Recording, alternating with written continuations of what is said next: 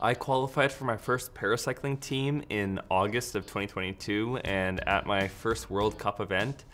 I was very fortunate to win a silver in the time trial and the road race in my classification of T1, and then just about a week after that, I was able to win 2 silvers again in that T1 classification, and just from there, I was able to get my first full year on the paracycling team in 2023, getting to race in Europe for World Cup events, getting to race in Alabama for a World Cup event, and as well having the opportunity to win a World Championship in Scotland in August of 2023, and just recently taken part in the Para-Pan Am Games in 2023 in Santiago, Chile. So it's been a real whirlwind experience, going from just qualifying for my first national team to going all around the world in 2023 to race and compete for Canada. A lot of the success is the support I have around me. So I have amazing parents. My mom and dad are always fighting, trying to find out what was best for me as a kid, and that sort of support and confidence has really helped me transition into a completely new sport for myself. As well as I have amazing strength and conditioning team in Vancouver with Matt Flees, great supports from nutrition,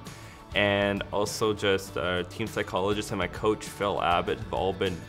huge instrumental parts in just really helping with this growth that I've had the past 2 years. When I initially started paracycling, the biggest thing for me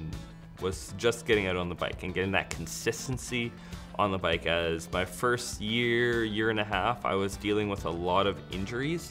and a lot of adjustments in the sport, where there was times where I would tear a muscle in my right hip and then I would finally recover from that, but because of all the strain with my disability and with my condition, I would be heavily dominating my left side, which is my affected side, and as my right side finally healed, my left side would be hurt. For example, I tore a muscle in my ankle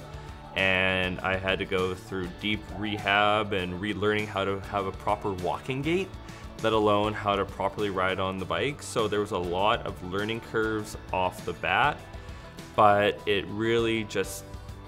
developed in that support and just taking it all in and just finding that love throughout all those tough times really helped me carry through and take this sport on now that I have. The biggest thing for me is, and I'm very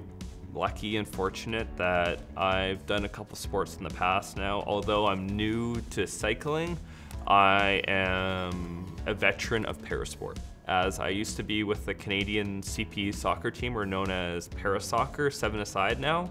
I was on the development program for years and years as a teenager, and then I competed in Rio in 2016 as a swimmer, and then I left swimming and spent a couple years just figuring out what I wanted to do next, and somehow I ended up on a bike. And through those times and through those experiences, I've learned the hard way what not to do, but also found something that is beneficial to me. Especially in Rio in 2016, I was not supposed to be on that Paralympic team. I had coaches, I had teammates, I had friends telling me, you better prepare for Tokyo 2020. Rio's not gonna happen for you, as we were leading into trials and qualification for those games. But I made the team, I made the squad, and getting that chance to race in Rio and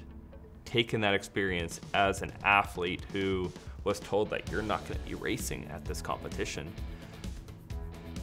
really showed me that you can go to these events and have fun. Appreciate the energy, appreciate the experience of it, take that pressure off, because at the end of the day, just having this chance to do sport. I was 21 when I went to the games in 2016. Now I'm 29. A lot has happened in my life in those 8 years. A lot of changes, a lot of different developments, and it's just celebrating this beautiful chance at sport and just celebrating in taking on the moment and just really relaxing the mind, relaxing the body before you fully get into the experience of what it actually takes to be out on the bike, to be in a sprint, to be in that kind of intensity. It's taking that weight off first before you hop out there and get going.